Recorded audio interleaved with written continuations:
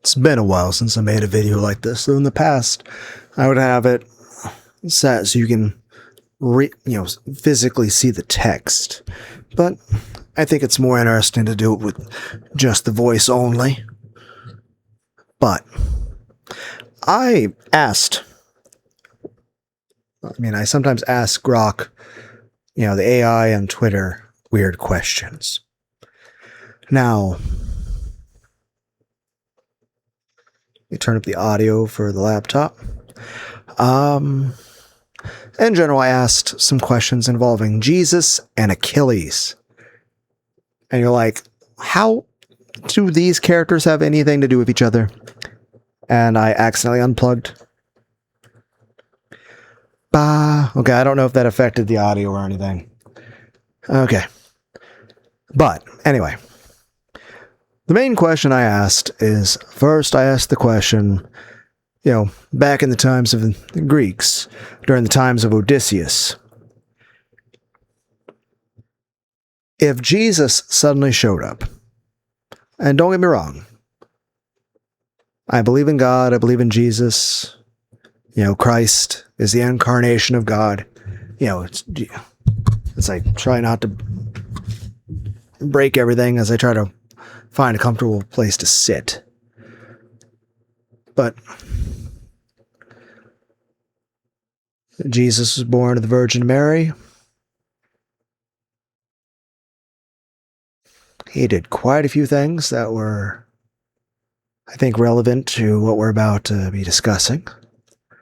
But of course, he eventually, died on the cross for our sins and was resurrected.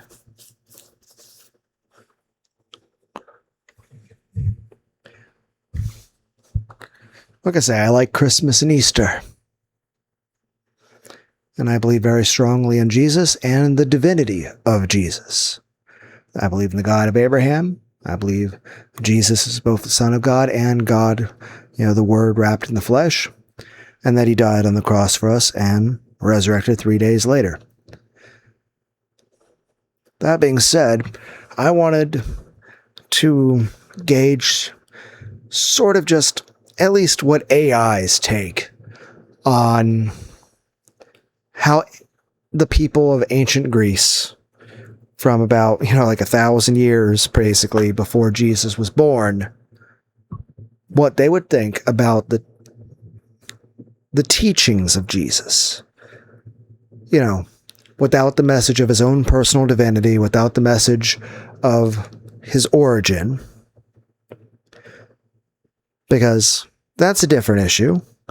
I'm more so just trying to go with, what would the people of that time think about the message? At least the generalized message that, AI would get. And by that I mean the generalized message that most people, when they think of Christianity, would have come to mind. Now, obviously, there's more to it, but we're going with the surface level, like what everybody is familiar with when they think of Christianity and Jesus. The main question is this: what would they think of such a person during those times? What would they think of the message? Now, the next question I wound up asking is, how would it change things if everything's the same premise, but Jesus is actively performing miracles, he's healing the sick, and he even resurrects Achilles from the dead? How would everyone in general react? And how would Achilles himself react? Not only to the teachings of Jesus, but what would Achilles do if he was brought back from the dead by Jesus? And then finally, I asked, would Achilles forgive Agamemnon if he knew in return for doing so Jesus would resurrect I can't say his name. Patroclus. I can't fucking say it.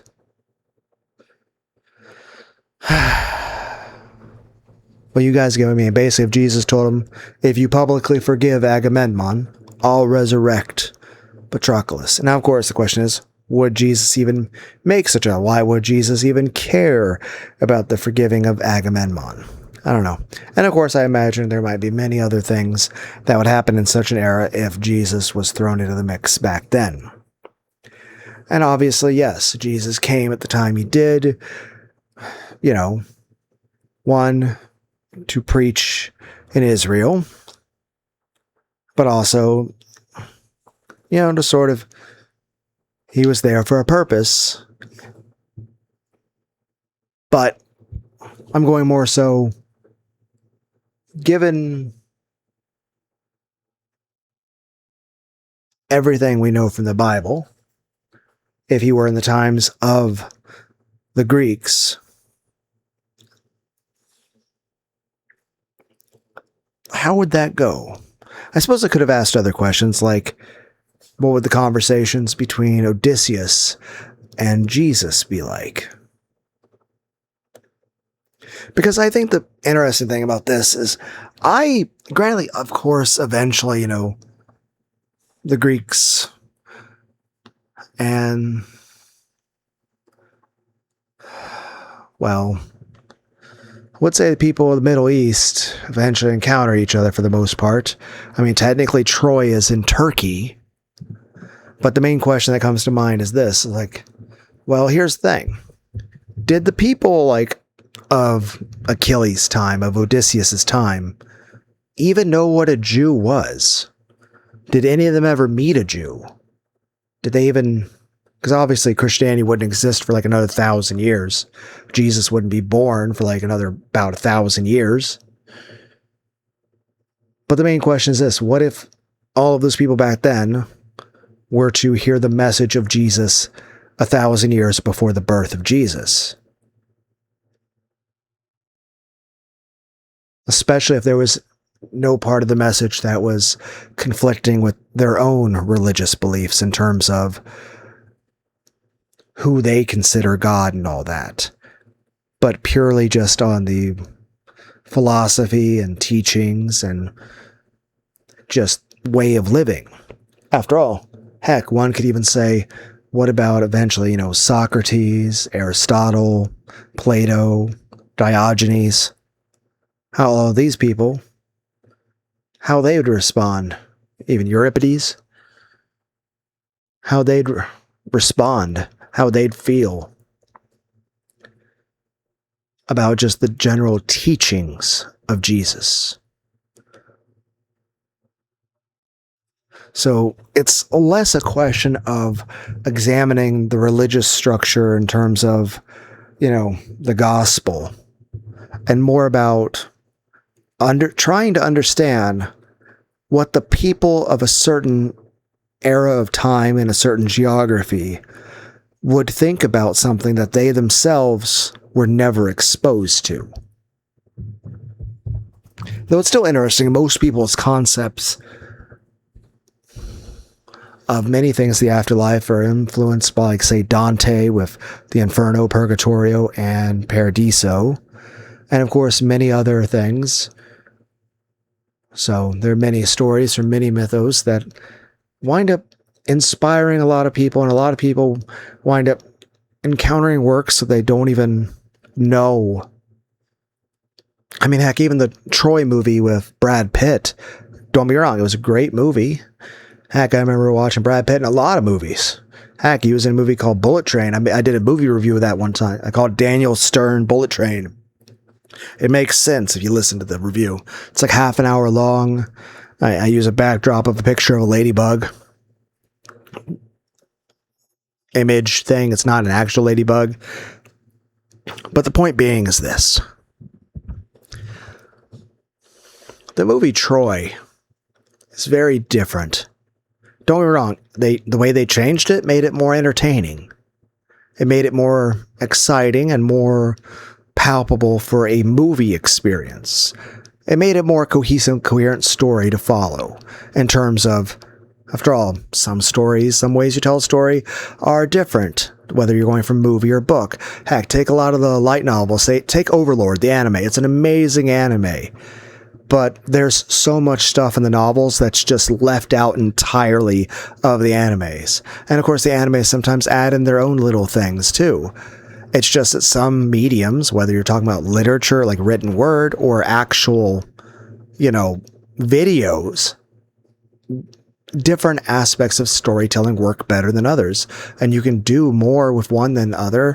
And it's really interesting. And I like stories. I like reading.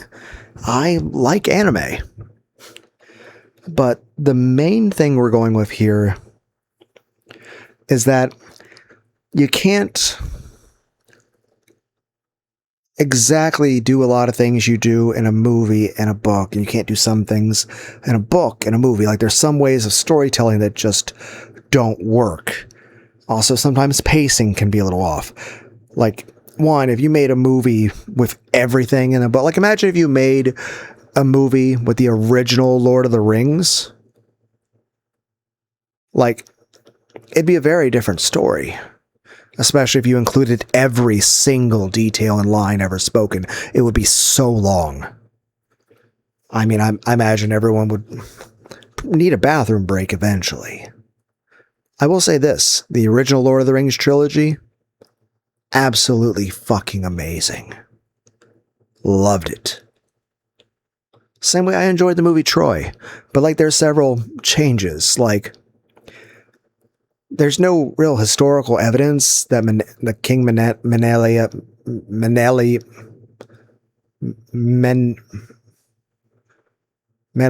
I can't say his name, Agamemnon's brother. There's no evidence that he actually ever hurt Helen. So that may just be like an air quotes feminist remake idea that was introduced. Like, it's more like the idea that he was some sort of misogynist or anything, like, or a wife beater. It's like, I don't know if that's actually true or not. It seems like something that was just sort of added in because, it made him look like a much awful, horrible person. And it made for a more interesting story. Same thing with the whole Paris thing. One, the question is, it was less of, because in the movie it's portrayed as he's protecting a woman from an abusive guy, and everyone's like supportive of trying to, protect her. Whereas in the story, I'm no expert on any of it, but it's more like, she's just running away with a guy that she's fancying. More to the point, I'm not entirely sure it was consensual. Like, I'm not sure. Like, I don't know. Maybe, again, anyone out there can, I can't remember actually. And I'm no expert at this. But the question is this. One, did Paris legitimately, kidnap her against her will? Or did they just abscond off together? But even then, it's like, at that point, it's more so she just abandoning her husband to go off with some guy. I think there were aspects of the story where everyone in Troy wanted to kill Paris. It wasn't like the citizens of Paris were like on their side. It was more like they were all pissed and wanted to kill Paris themselves. Like, the citizens of their own country wanted to kill Paris. And I mean, even in the scope of the movie, you're still screwing some other guy's wife. And even then, even in the movie, Hector winds up, admonishing him about how, like, oh, this isn't just some merchant's wife or something. So at this point, this is a prince who at this point has had a long history of fucking other people's wives. I mean, that doesn't really seem like a very moral thing to do. And then there's the whole thing of Menelaus. It's like, oh, I said his name. Yay. But the thing with Menelaus is, not only is it like, I don't think there's actually any actual mention of him ever actually being abusive to his wife. There's also the fact that she had already been cheating on him before all of this. And she had even gotten pregnant with another man's child. And he was actually raising the other man's child as his own and treating that child with respect. And as that daughter got older, he actually would be very protective of her. Now, that being said, he did also take additional spouses, but that was less of an adultery thing. It's more of taking on concubines, which was extremely common in that day period, let alone for kings. Especially since the main thing is he would be required to have a male heir, and Helen was only capable of having daughters. Like, she had several children, apparently, but they were all girls. So he had to have a boy.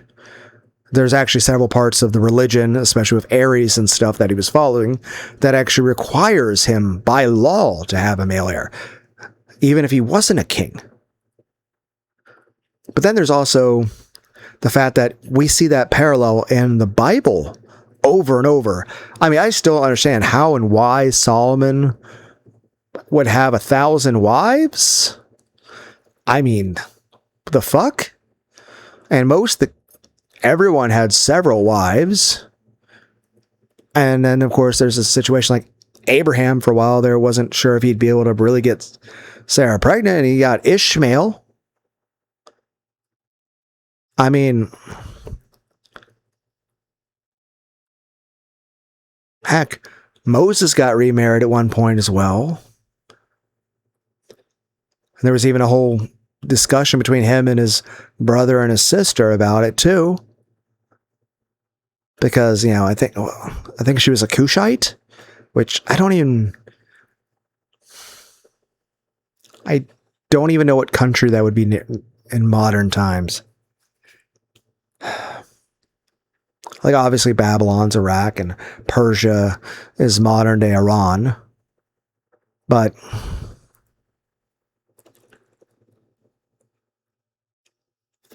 I mean, Abraham slept with, because it was Sarah's idea, and she's like, hey, sleep with my maid. And it's like, Hagar. No, and it had Ishmael. And of course, eventually Sarah became a little bit upset at that, even though it was her idea. But then there's also, like, later on, you had Jacob. He had 2 wives. And those wives are sisters. But of course, those wives were actually a little bit in competition with each other because, back then, women were desperate for children. Like, it was like they desperately wanted kids more than anything. Like, it's talked about both in the Bible and just about so many other historical places in almost every culture that was, functioning.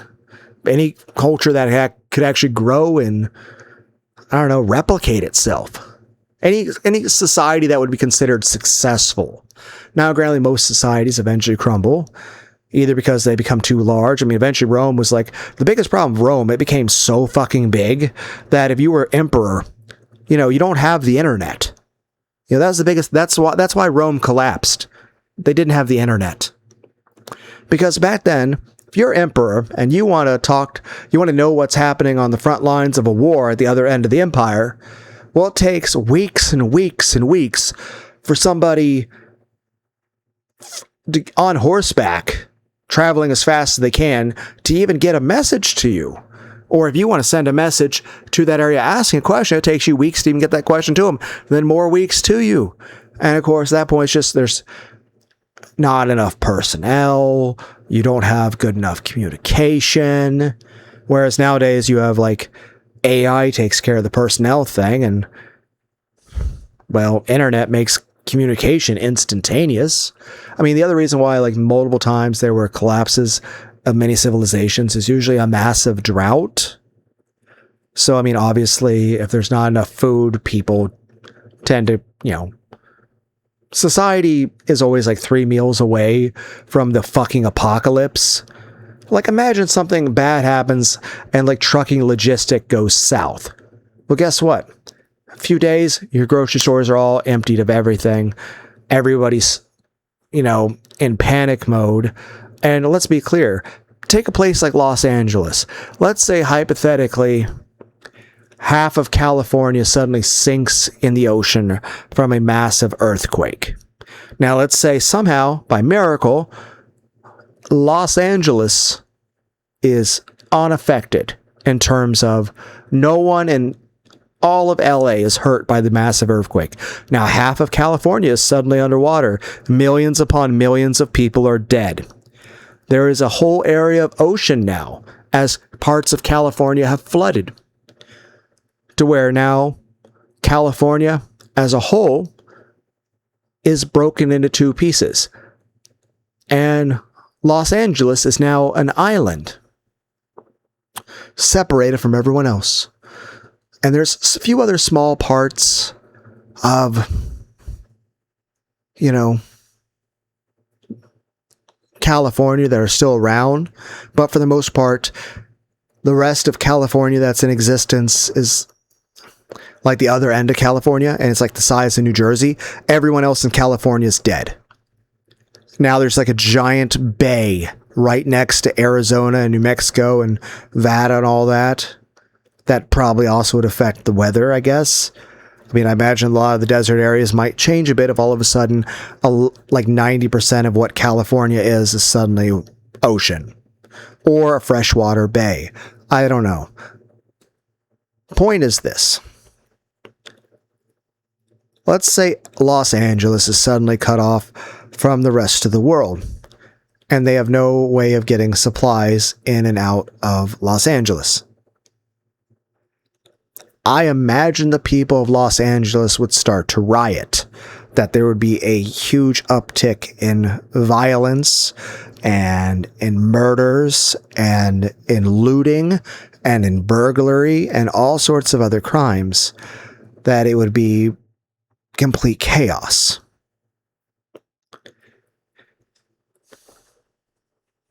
I forget what we're talking about. Something about lunch? I don't know. I'm hungry. I want Pepsi. Who else likes ice cold Pepsi? But I forget why we're talking about Los Angeles. You guys remember the song Toxicity by System of a Down? But I was saying something. Oh, right, Troy. And that's another thing in the story is this. Oh, right, Jacob, son of Isaac and the father of Joseph. Granted, he had a lot of kids. But, he had kids by both of his wives that were sisters, but he also, each of his wives had a female servant that, they offered, hey, I want more kids in my name. This is his wife talking to him. And she's like, hey, Jacob, I have a maid. She works for me. She's my servant. How about you sleep with her and she can be your surrogate? Now, of course, Sarah, in terms of Abraham, she got very jealous and very angry about that and did not respond well at all and wasn't accepting of Hagar or the kid, Ishmael. But when it came to Jacob's wives, they were fucking delighted. They were so happy and overjoyed to the point that they were naming the kids things that saying, oh, this child's name is this because it means God has judged me favorably. This name because God has helped me with this. Like every name that they gave their children, the women named their children. And they named them in order to espouse their faith and thanks and praise to God. They were so happy and delighted. They were so happy, loving, and protectful of their servants, who were basically surrogate, wombs for their husband. Basically, his concubines at that point, but the main point is these are concubines that it was actually the man's wives that insisted he have the concubines because they wanted Jacob to have more children, but for them to still claim that they were the mother of the kids. Now, obviously, they weren't claiming the children came out of their womb, but they were claiming, hey, these are our kids, which, of course, they were sort of raising co-parent with, the surrogates at that point who were part of that household, which, again, I imagine there's probably lots of that that's really, I don't know, confusing and chaotic. Heck, another thing I feel odd about is this. Moses was 40 when he left Egypt. I'm pretty sure he had to have had a wife before leaving Egypt. Because, 40 years old, especially if you're rich and you're like in a position of high status, why wouldn't you have? Now, granted, I'm like, again, it's like, why wouldn't you have a beautiful wife? I will say this. I've seen some artistic renditions of what Helen was supposed to look like in terms of actual history. Her fucking tits are huge. Oh my God. Oh my God, guys, that's another thing. Imagine if you could show drawings of anime characters to people from ancient Greece. Like, imagine if you could travel back in time and show Roman emperors hentai. Everyone's like, what the fuck is this discussion? I don't know. But the point is, Menelaus.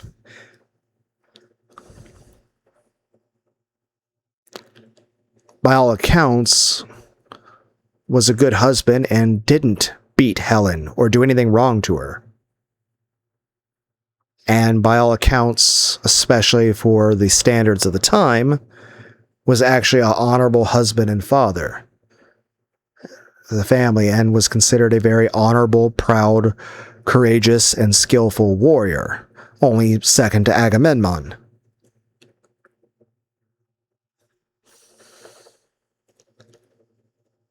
So the question, then again, the whole point of the Odysseus thing was that, Odysseus, one, didn't give thanks to Poseidon for, stopping that oracle from calling bullshit on the Trojan horse. And two, again, blinding Polyphemus, and then, he's like, he feels so, yeah, fuck you. And then yells it like, hey, you want to know who stabbed you in the eye? It was Odysseus. At which point, Poseidon, his dad's kind of like, well, fuck you in particular. Now, granted, even with that being the case, he would have been fine. He got a bag of wind, it was going to go, but then his crew's like, oh, he's keeping a good goal for himself, which that's kind of a dick move, guys. He trusted you. That's not good. Then again, to be fair, everyone died. I mean, I'm saying this. It's fucked up what they did, but they also didn't deserve to be eaten by a cyclops. Like, obviously what they did was wrong and probably deserves some kind of punishment. But I feel like at that point, having them eaten by a cyclops is like having a military helicopter enforcing a speeding zone. Like, it'd be like, imagine there's an Apache fucking Black Hawk helicopter just flying next to a freeway or the highway or the Autobahn. And if it's like, oh, you went too fast, firing missiles, or like, oh, you failed to stop at a stop sign, Gatling gun. Like, it's excessive. It's a disproportionate response. I don't think it's very fair.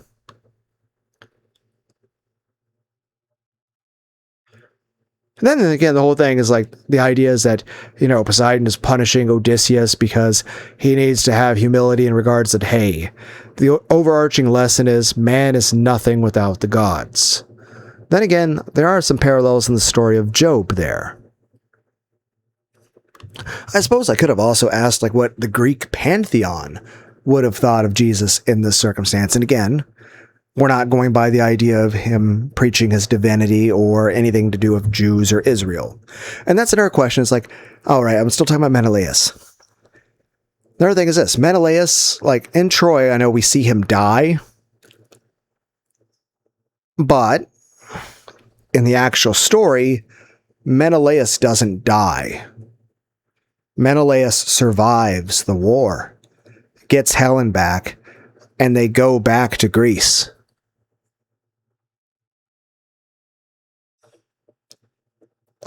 Now, if I remember right, Odysseus is really big into Athena. And Agamemnon and Menelaus are really big into Ares and Zeus. And then Troy, even though that's Turkey, are really big into Aphrodite and Apollo.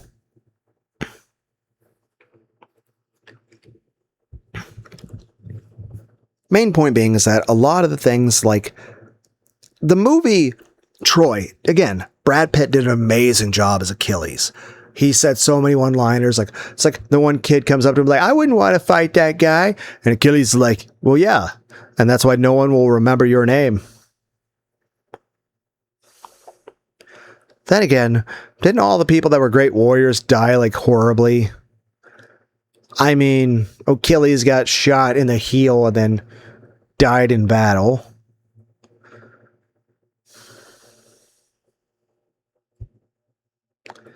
George Washington had his clothes riddled with bullet holes, and it was like the miracle of God keeping him alive. And yet in his early 60s, as you know, after being the first president of the United States of America, the man dies of basic health stuff that you could be treated in a nursing home nowadays, to where the doctors gave him medicine that just gave him like a bunch of diarrhea and vomiting. And it's like, he basically died of like pneumonia and diarrhea and vomiting and nausea. He basically died shitting and vomiting. And it's just, and again, that's not mocking him. That's saying even great men, whether they're great warriors, whether they're kings, whether they're rich, whether they're the strongest, mightiest warriors ever, a fucking stomach flu can break you down. A damage to a little tendon can completely ruin you. Hell, who's another person? No, not Samson.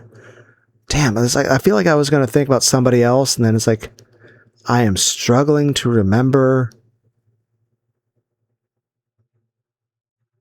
Same vein of the whole.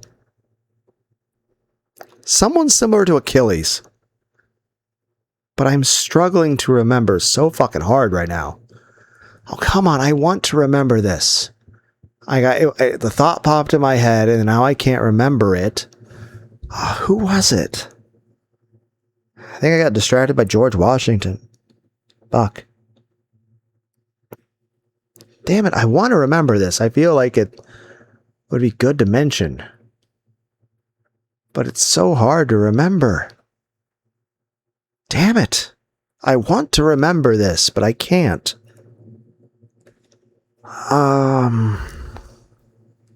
Oh, Alexander the Great! That's who I was thinking of. Didn't he die of locked-in syndrome? Like, did he all of a sudden, like, go into locked-in syndrome to where he suddenly became paralyzed and couldn't speak and couldn't react or anything? Now, he was still fully conscious. I may be remembering this wrong, but if I remember correctly, didn't Alexander the Great die of locked-in syndrome? Correct me if I'm misremembering this. But didn't he like lay there for 3 days in locked-in syndrome where everyone thought he was dead, and then they buried him, but he was like alive the whole time? So at this point, this guy is completely paralyzed. You know, he's one of the greatest conquerors to ever be known on the face of the earth, and a great warrior, and someone who's very, very tactical and strategic, in the vein that Odysseus would be proud of him. And then all of a sudden, this guy is basically a vegetable, can't move, can't talk. It probably hurts to breathe. He can barely breathe, feels like he's suffocating at all times. He's starving and dying of dehydration. And then everybody around him is starting to divide up his spoils because they're like, oh, he's dead. And he's watching people carve up the empire. He worked so hard. He achieved such greatness. And then he's actually just laying there like a carrot, like the proverbial fly on the wall, seeing and hearing firsthand people being greedy and ambitious and backstabbing and dividing up everything he worked for, and then burying him alive. And that's another thing. Imagine how, like, different things, like, what if Alexander the Great didn't die? I'm not saying he suddenly became immortal and lived forever, but I mean, what if he lived an extra 30 years in perfect health? Like, he still eventually dies. He's still a person. And he's no greater than he was, in life. Like, it's not like he suddenly gets superpowers or some shit. Same normal limitations he lived his whole life with. But imagine if Alexander the Great didn't die when he did. Imagine if JFK didn't die. Imagine if Abraham Lincoln lived longer. I don't know. Are there other historical figures that you guys would be interested to see if they had lived longer?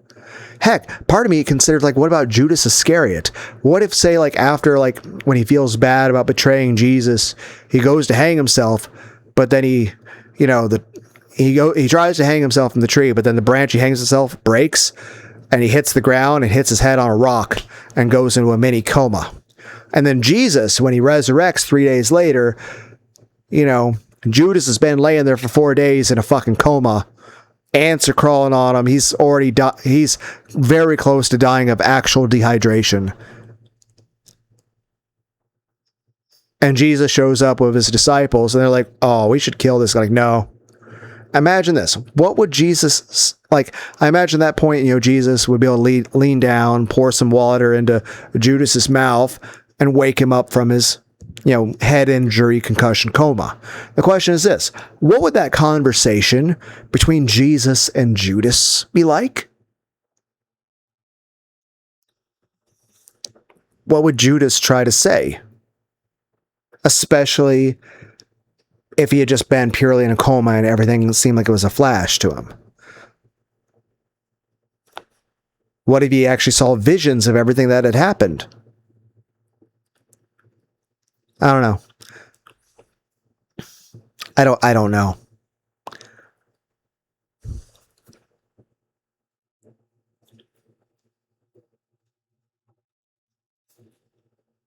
Heck, what if Jesus came back during the time of George Washington?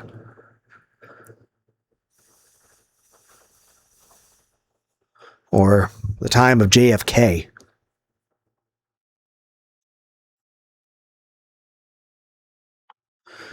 I'll say this. I'd be okay if aliens existed, as long as they're not trying to conquer the planet or hurt people. Also, they don't necessarily have to believe in Jesus themselves, but they can't tell me I'm not allowed to. But it'd be nice if they also would believe in Jesus. But even if they don't, and like I said, I understand everyone's got their own beliefs on that stuff. That's fine. I believe in Jesus, and I believe in the divinity of Christ as well. I believe in the power of the blood of Christ, the resurrection of Christ, God wrapped in the flesh, the only begotten Son of God, but also God. Very complicated, and many people disagree and have very, very, heck, and the whole division between the Orthodox and Catholics over some sort of semantics in terms of how you describe the relation of the Holy Ghost coming from both Jesus and God or just God. And again, I'm sure both Catholics and Orthodox would be very poignant on terms of their exact views on that. That's fine. Feel free to share it. That's the whole point. You know it better than me. You're the one who's a Catholic and Orthodox. I'm just a Christian. I'm not Catholic. I'm not Orthodox. I have attended a few Catholic churches. And don't be wrong, like the Gregorian chants, and I do have respect for the Virgin Mary. Now, granted, she didn't stay a virgin, because obviously while Jesus was conceived as a virgin of the Holy Ghost, and during the entirety of the time that she carried Jesus, she never knew the touch of a man. But I'm absolutely certain that, especially since Jesus had siblings, that, Mary had a normal, healthy marital life after Jesus was born. That does not in any way subtract from her or from Christ. Though, if I remember right, didn't Joseph die when Jesus was 20 years old? I don't know. Am I remembering that wrong? I don't know. But the thing with Menelaus is he didn't die in the actual story. And for the most part, the people of Troy fucking hated Paris themselves. If they could have, most of the people in Troy would have just given Paris over to be killed. They were that fucking pissed. Many of them wanted to kill him themselves. Like I said, the movie Troy is amazing. It's so enjoyable. It's all the scenes of Brad Pitt are fucking awesome. It's an awesome movie. It's exciting. It's entertaining. It's action packed. But, Menelaus doesn't actually die in the story. And in the end, Menelaus, lives and goes home with Helen, and they live happily ever after. Paris, I think, gets shot by some dude with a bow. Granted, that dude got bit by a snake at one point, and his crew abandoned him because the snake bite smelled so fucking bad. I don't know. Am I remembering that wrong? But the point is, a lot of the characters, there were certain creative liberties that were taken. And again, that's normal for a story. Granted, sometimes stories try to do it for an exact reason, but the question is, are they doing it because they're trying to push an idea? Or are they doing it because it just makes a more exciting movie? But the question is, when it comes to history, can you really change stuff with history? I understand you're trying to make it more action-packed, but I mean, if Achilles and Hector suddenly pulled out lightsabers, I mean, that'd be fun to watch, but that's no way historically accurate. Like, if I see Odysseus with a shotgun riding a dragon, something's... I feel like they're not really staying faithful to the story. Like, imagine someone made a movie based on Sherlock Holmes, but it had nothing to do, they just completely butchered everything that was part of Sherlock Holmes. To the point, Doyle would not exactly recognize anything of his own work. I don't know. You guys get what I mean, right? It's a balance of things. I guess in the end, the question is, if you're going to make a movie or something, the question is, if you're wanting to sell something, you should sell something people want. Obviously, if you're selling something, if a lot of people want to buy it, then a lot of people will pay for it. But if you sell something that nobody likes or wants, imagine you make chili dogs and stuff. People will buy that because that's tasty and people like that. But if you change it up too much, sometimes you can add new flavor, oh, here's a type of spicy pepper or something. Okay, some people like that. But if you change it up too much, people, it just won't be something palpable to their taste buds. I don't know. Point is that in the movie, they make it out to be Helen is some abused, domestic violence victim from Menelaus, who's just some drunken, abusive, wife-beating bastard who doesn't give a shit about her, and Paris rescues her from a tyrant, and then all of Troy valiantly stands against a bunch of oppressors. But in reality, it's more man's wife leaves him for another man or is kidnapped by another man. Again, either she absconds out of passion or she is actually straight up kidnapped, or both. I don't know. It could have started as one and evolved into another, and then evolved at that point, what if she was straight up just fucking kidnapped, or was just trying to have a fling with him and didn't want to be actually taken with him. And then as she's being held with him, at that point, was the concept of Stockholm Syndrome even an idea at that point? Obviously we get the name from a modern event, but would any of the people had the idea, understood the concept if you explained it to them? It's hey, they wouldn't have the word Stockholm Syndrome, but they'd be familiar with the concept.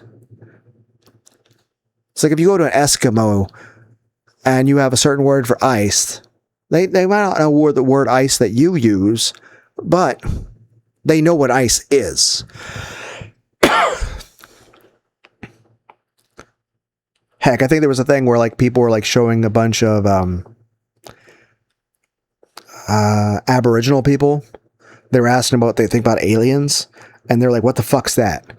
And then they show them a picture of, the gray alien thing that we all think of. And they're like, oh, the Makawaka something. I can't pronounce it.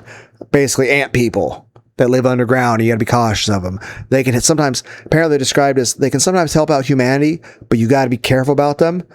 You don't want to offend them. And they also might take you underground with them. I mean, I guess, the question is this. I would ask if you think gray aliens is similar to looking like ants, but then I'm just imagining, Hunter x Hunter. And then again, I'm also imagining if aliens are real, can they be 8 foot tall, busty futas? Possibly cat girls? I don't know. Everyone's like, would Yanni Neko make a good girlfriend? I mean, provided that she was, especially if she ever gave up the addiction to cigarettes and, no longer had any cravings for it at all, because that's not healthy, nor does that smell good. But I'm just saying, honestly, it would be a healthier relationship than anyone I ever actually dated in real life. So that more just, it's kind of depressing about my own relationship life. Just saying, every girlfriend or wife I ever had, Yanni Neko would have been not only more attractive, but also a more emotionally stable person and a better relationship. But the point is, Menelaus is portrayed as some sort of disgusting pig of a person. And Paris is, basically portrayed as this simp protecting and saving, a woman who was being abused and basically absconding her to Troy, aka a women's shelter, basically. And all the people at Troy are standing up for honor and stuff.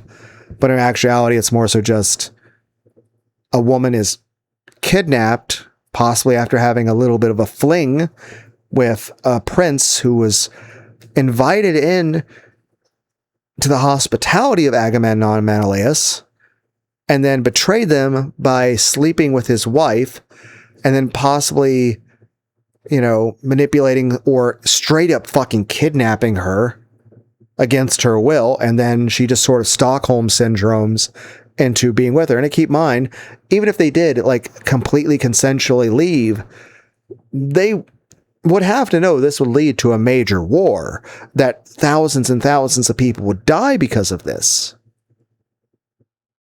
It makes me wonder if they have how much of a conscience. And again, it's one thing if, and even then, it's even an issue in its own right if it's an issue that she actually is being abused. But if it's an issue of either one, she's not being abused and she's just wanting to go have fun, or if it's literally her being kidnapped against her will. And keep on, in the original, in this Troy, Menelaus dies and, but in the actual story, he lives and he takes Helen back with him and they live happily ever after. And so, to my knowledge, I don't think in the actual story Menelaus ever actually mistreated her or did anything that would be considered wrong by those times. And in the same regard, Paris could be regarded as not only a charlatan, a person. I mean, heck, Macbeth didn't Macbeth have a similar issue where he betrayed that king, also kind of killed him, and the fact that he did so with the person in his own hospitality. Because here's the thing, they had a big, huge concept of hospitality back in ancient times, where it was considered extremely disrespectful in many religions, even the old Jewish religion before Christianity came about. Heck, even Christianity itself is pretty big on this, that, hey, you should, have hospitality for your guests. Now, of course, there was a responsibility. As a host, you should provide for your guests and protect them and treat them with respect. Now, of course, as a guest, it was your responsibility to treat your host with respect, to appreciate what was given to you, and for you to go out of your way to try to not be a burden on your host. You shouldn't take advantage of, and above all is this: you shouldn't betray the person. Like if you're taking a guest in and you're the host for them, you shouldn't hurt them and they shouldn't hurt you. For either person, whether you're the host or the guest, you're supposed to be on your best behavior. To do anything other than that is extremely dishonorable. Like it would be considered disgusting behavior to mistreat your guest, and it'd be disgusting behavior to mistreat your host. It was supposed to be about mutual respect and, community and trust. Just like mutual respect. It was reciprocal.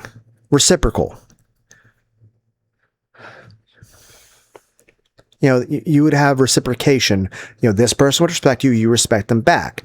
Neither person was supposed to overstep a bound there. Both people were supposed to be behaving in honest, sincere friendship. But I'm just saying the point is the Troy movie has changed. But I still think it's an awesome movie. But yeah, the point is this. Would Odysseus or Agamemnon or Achilles have ever heard of a Jew? Would they have ever heard of Israel? Like here's the question. At that point in time, the question is this: would any of them even be familiar with the name Abraham? Heck, even another question is this. I understand the flood, story is very widespread in just about every culture on every part of the globe. But my question is this. What knowledge would Achilles or Odysseus have about, the stories of Noah?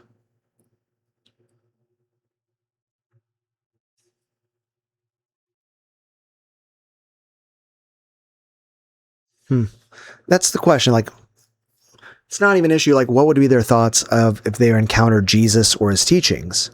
Let alone, of course, also if Jesus came and again, imagine if Jesus was talking about the actual God of Abraham and, his own personal divinity.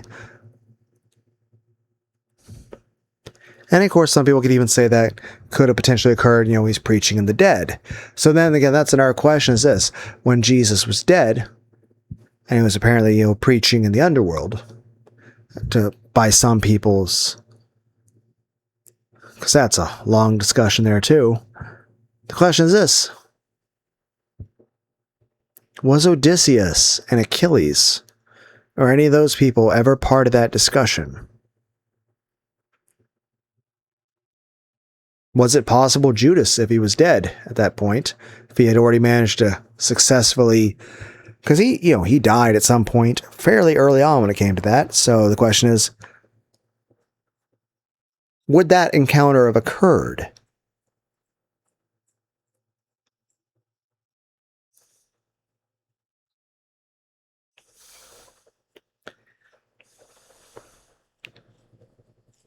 Sleepy.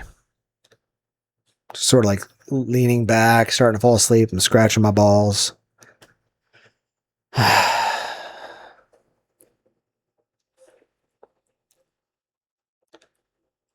My point is this. Would the Greeks at the time of Odysseus and of Achilles and Agamemnon and Menelaus have ever even heard of Israel or the Jews or the God of Abraham?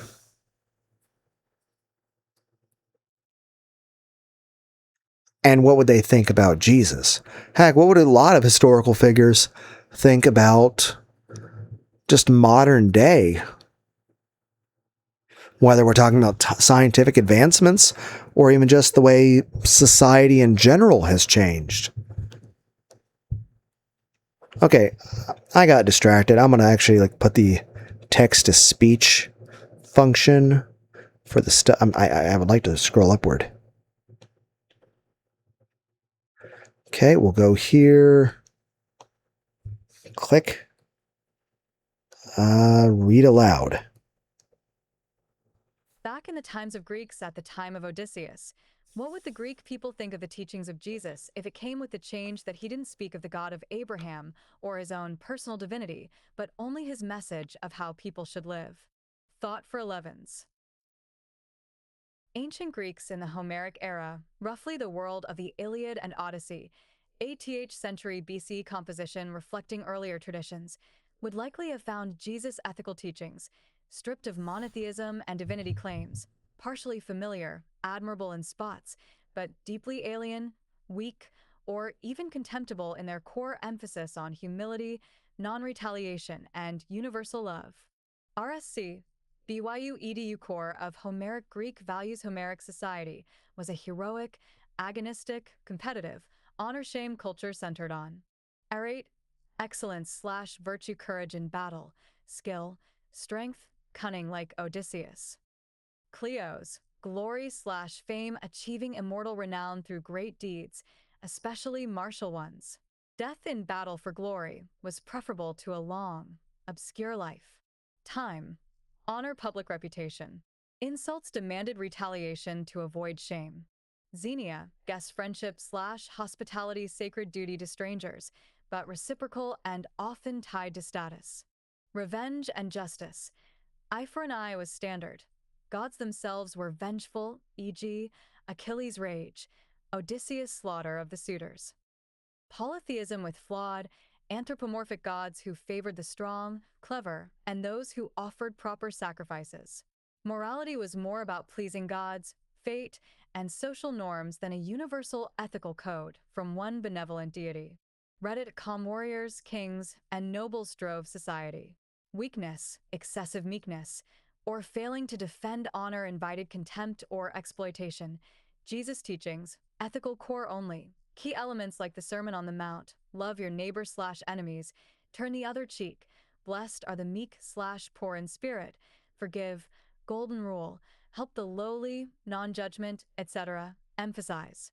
Humility and inner virtue over external glory. Non-retaliation and de-escalation. Universal compassion, even for outsiders or enemies. Elevation of the poor, meek, and suffering. Forgiveness over cycles of vengeance. BibleProject.com likely Greek reactions positive or compatible aspects. Golden rule/reciprocity echoes basic fairness and xenia. Greeks valued justice, dike, and knew mutual benefit. Hospitality and aid to the vulnerable, helping strangers, widows, orphans, or the poor aligned somewhat with xenia and piety. Greek literature praises generosity. Self-control and wisdom. Philosophers later, but roots in Homer, like Stoics or Socrates, praised inner virtue and reason over passion. Odysseus was cunning and enduring. Some teachings might resemble emerging ideas of moderation, Sophrosyne. Certain Greeks, e.g., those inclined to philosophy or mystery cults, might see it as a wise way of life, akin to ethical schools that later interacted with Christianity. RSC.BYU edu negative or shocking aspects, the bigger reaction. Turn the other cheek/non-retaliation. This would seem like cowardice or madness. In an honor culture, failing to respond to insult or injury destroyed your time and invited more aggression. Heroes like Achilles lived for revenge. A man who offered the other cheek might be mocked as effeminate or slavish. RSC.BYU.edu. Blessed are the meek/poor in spirit. Greeks prized strength, prowess, and pride. Meek, prowess in Greek, often meaning controlled power, like a warhorse, might be reinterpreted positively by some, but elevating the lowly over the noble warrior would invert their worldview. Heroes didn't inherit the earth through humility, they seized glory. margmosizko.com. Love your enemies. Antithetical to a warrior society where enemies were for defeating. Gods and men pursued vendettas. Universal love beyond kin, guest friends, or polis would feel naive or disloyal in a tribal/feudal context. Forgiveness and anti-wealth/anti-status tones, undermining the drive for Cleos and time. Wealth and status were signs of divine favor. Pacifism, or de-emphasizing martial valor. Greeks were not absolute pacifists. Their epics celebrate war. A teacher promoting peace might be seen as useful for slaves or the weak, but not for free men or city-states needing defense. Facebooked a calm overall reception. Many ordinary people, farmers, etc., might appreciate the compassion and find it comforting amid hardship. But elites, warriors, and bards preserving heroic tradition would likely dismiss it as unfit for real men or a threat to social order. Perhaps the ramblings of a holy fool, foreign mystic, or someone cursed by the gods. It could gain traction among the marginalized, like later mystery religions or philosophies, but clash with the dominant heroic ethos. Without the miraculous or divine authority, it would be judged purely on pragmatic and cultural fit. Perspective criticism.com later Hellenistic philosophies, Stoicism, Platonism, showed more overlap with Christian ethics, which is why Christianity spread in the Greco-Roman world by adapting and dialoguing with them. But pure Homeric Greeks? They'd see a noble but impractical, or dishonorable, code for a softer world. 7 web pages. Explore Stoic philosophy ethics. Examine Roman honor culture. What if the same premise, but Jesus is performing miracles, healing the sick, even resurrecting Achilles from the dead? How would they react? How would Achilles react? With miracles added, especially healing and resurrecting Achilles, the reaction among Homeric-era Greeks would shift dramatically from skepticism or dismissal to awe, fear, and widespread acceptance as a powerful divine or semi-divine figure. Miracles were central to how Greeks understood the gods' involvement in the world. Gods and their favorite heroes performed wonders, healing, shape-shifting, superhuman feats, and even bringing back the dead in myths, e.g., Asclepius healing, various underworld tales, or gods reviving favorites.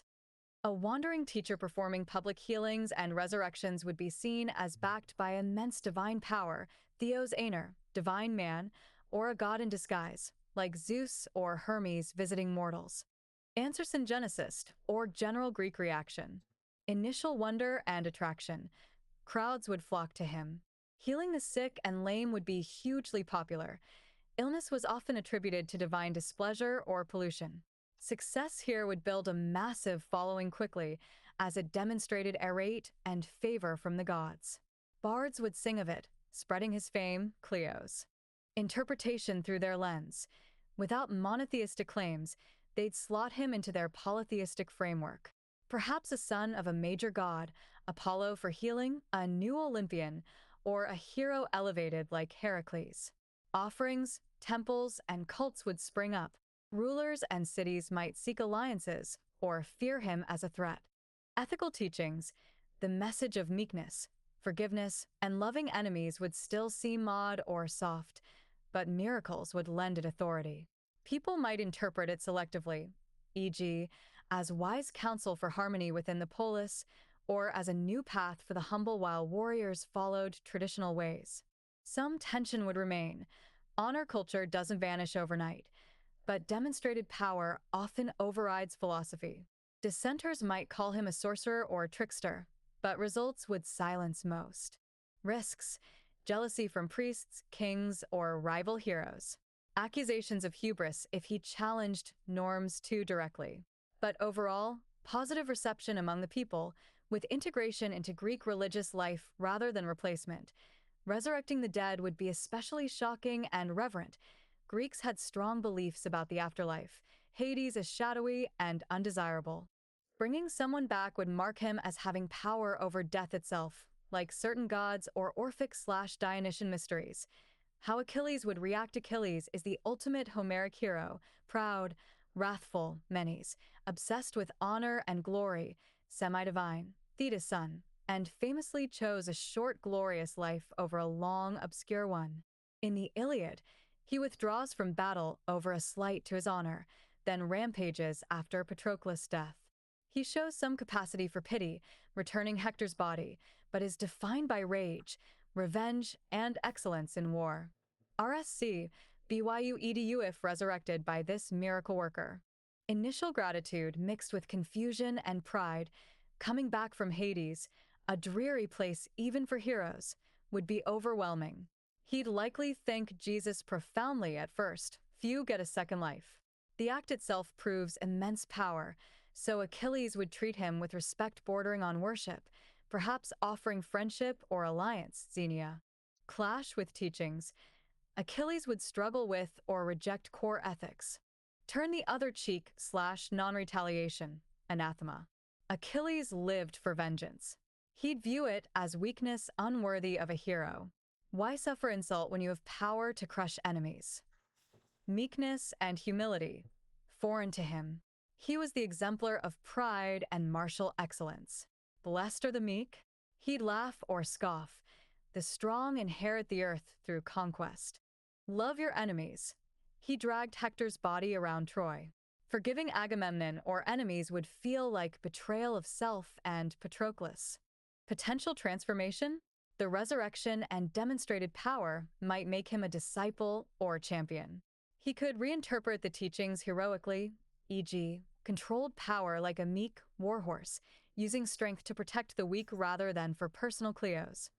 Or he might become a hybrid figure, a warrior who fights defensively or for justice, incorporating some compassion. Greek heroes evolve in myths, so a Christianized Achilles saga could emerge in this hypothetical. Likely outcome: Achilles would be odd and loyal to the miracle worker personally, but selectively adopt the ethics. He'd promote the healer as a godlike ally while living as a renewed warrior, perhaps leading armies in his name, blending old heroism with new mercy. Full conversion to pacifism? Unlikely without deeper character change. He'd remain fiery, end summary. Miracles would make the teachings spread like wildfire, reframed as divine wisdom from a powerful new, or unrecognized, god/hero. The culture wouldn't flip entirely. Greeks were syncretic, but a new cult blending heroic values with compassion would likely arise.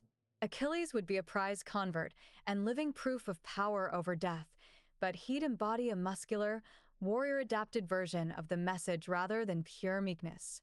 This mirrors how real historical Christianity adapted to Greco-Roman values. 2 web pages.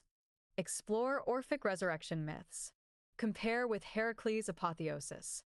Would Achilles forgive Agamemnon if he knew in return for doing so Jesus would resurrect Patroclus? Yes, Achilles would very likely forgive Agamemnon under that specific condition. Here's why. Rooted in his character from the Iliad and Homeric values, Patroclus was Achilles' greatest love, and motivation. Patroclus was far more than a friend. He was Achilles' philos, dearest companion, alter ego, and the person for whom he was willing to die or kill. Achilles' grief over Patroclus is the emotional peak of the Iliad. He refuses food, sleep, or comfort. He pours dust on his head. He slaughters Trojans in blind fury, and he even risks and accepts his own fated early death to avenge him. Patroclus' shade appears to Achilles in a dream, begging for proper burial so he can rest in Hades. The pain of permanent separation is profound. In a world where the afterlife in Hades is a shadowy, joyless existence, the chance to bring Patroclus back to life, healthy, whole, and by his side again, would be an offer Achilles could not refuse. It trumps almost everything else. Forgiveness of Agamemnon is a small price in comparison. Agamemnon's offense, taking Briseis, wounded Achilles' time, honor, but it was ultimately a political slight among allies. By the later books of the Iliad, Achilles has already reconciled with Agamemnon enough to rejoin the fight once Patroclus died. The greater loss eclipsed the earlier grudge. Achilles is capable of calculated restraint when it serves a higher purpose, e.g., he eventually accepts the embassy's gifts and returns Hector's body out of pity for Priam. A direct, explicit trade, forgive Agamemnon publicly and Patroclus lives again, would be an easy bargain for him. Honor could even be preserved or enhanced. Forgiving in exchange for such a godlike miracle would itself become a new form of Cleos. People would sing of the hero who humbled himself momentarily to conquer death itself. How it would likely play out, Achilles would probably agree immediately or after minimal dramatic posturing. He's theatrical and proud.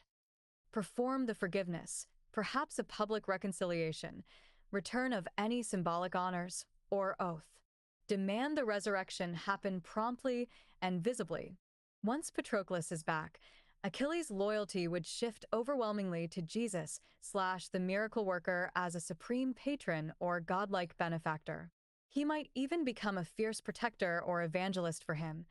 This being brought my Patroclus back. Follow him or face me. Any lingering resentment toward Agamemnon would be irrelevant next to having Patroclus alive.